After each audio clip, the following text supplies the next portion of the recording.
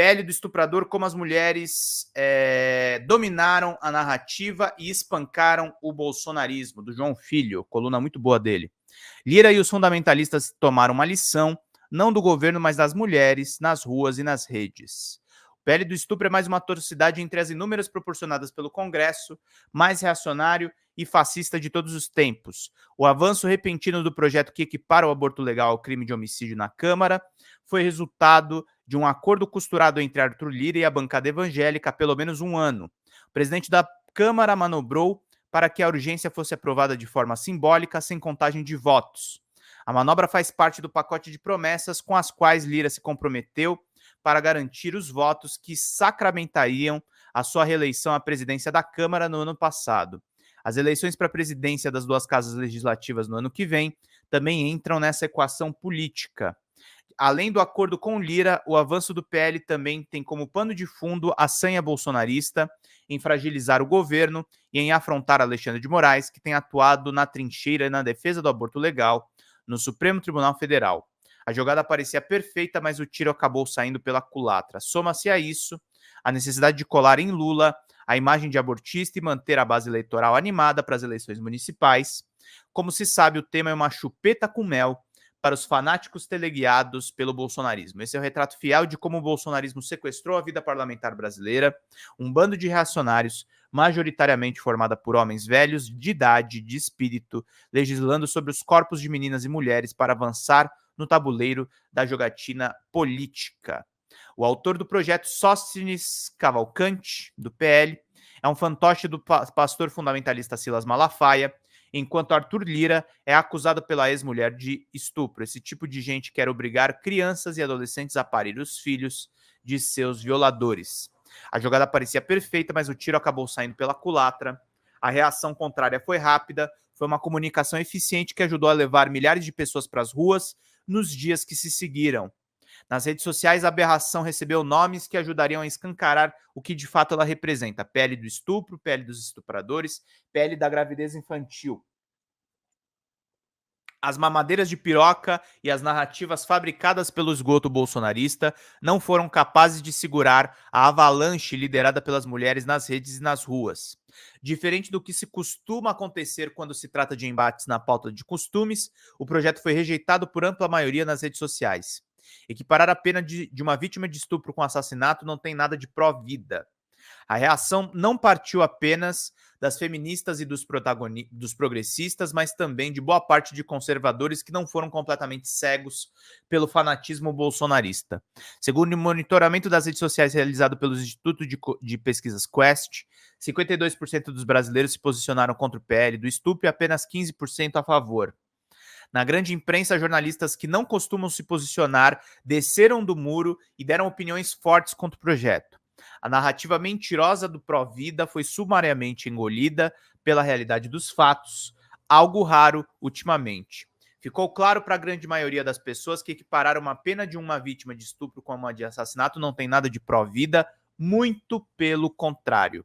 A bancada religiosa foi rebatizada nas redes sociais de bancada do estupro, demonstrando claramente que o projeto de lei puniria o aborto de meninas e mulheres estupradas com mais de anos de cadeia do que os estupradores.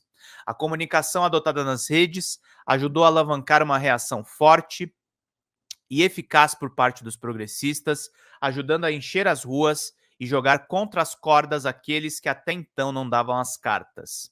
A reaçada na Câmara, que achou que estaria em campo com o jogo ganho, mais uma vez tornou um nó das mulheres progressistas. Esse episódio mostra que é difícil, mas não impossível, vencer as disputas de narrativas forçadas por reacionários que ajudam a apontar novos caminhos para o enfrentamento no Congresso. O governo, por outro lado, demorou para se posicionar firmemente contra o projeto. Os parlamentares governistas pouco fizeram para impedir a urgência do projeto. O líder da Câmara, José Guimarães, afirmou que o tema não é matéria de interesse do governo.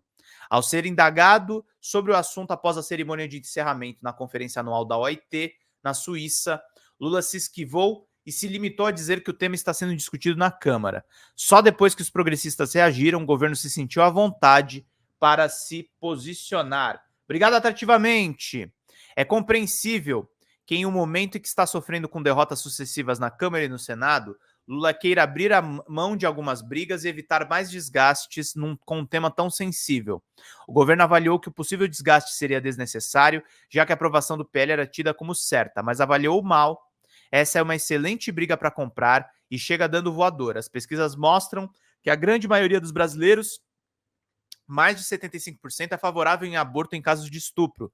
Era hora de convocar as mulheres, fazer um pronunciamento pomposo em favor da vida das vítimas de estupro e colar nos oposicionistas a pecha de defensores de estupradores. Uma oportunidade rara foi desperdiçada. Só depois que os progressistas reagiram, controlaram a narrativa e fizeram a bancada do estupro recuar, o governo se sentiu à vontade para se posicionar, Lira e Sóstenes tiraram o pé do acelerador do projeto e minimizaram uma questão que até então estavam tratando como prioridade. Lula passou a tratar o projeto de lei como uma insanidade, antes tarde do que nunca, mas que fica a lição para os próximos embates. A possibilidade de vitória nesse embate foi mal calculada e a postura acovardada de um primeiro momento não serviu para nada, além de se desgastar com seu próprio eleitorado. Aos progressistas e democratas, que cabe se mirar no exemplo das mulheres que não titubearam e em poucas horas mobilizaram milhares de pessoas nas redes sociais e nas ruas. Em pouco tempo, elas fizeram a reaçada colocar o rabinho entre as pernas e forçou o governo a tratar o tema com a importância que ele merece. Mais uma vez, o bolsonarismo usa o corpo das mulheres como barganha política, apostando que sairão sempre vitoriosos e tendo controle das narrativas, mas as mulheres tomaram para si a briga, dominaram a narrativa e espancaram a reaçada com a realidade dos fatos.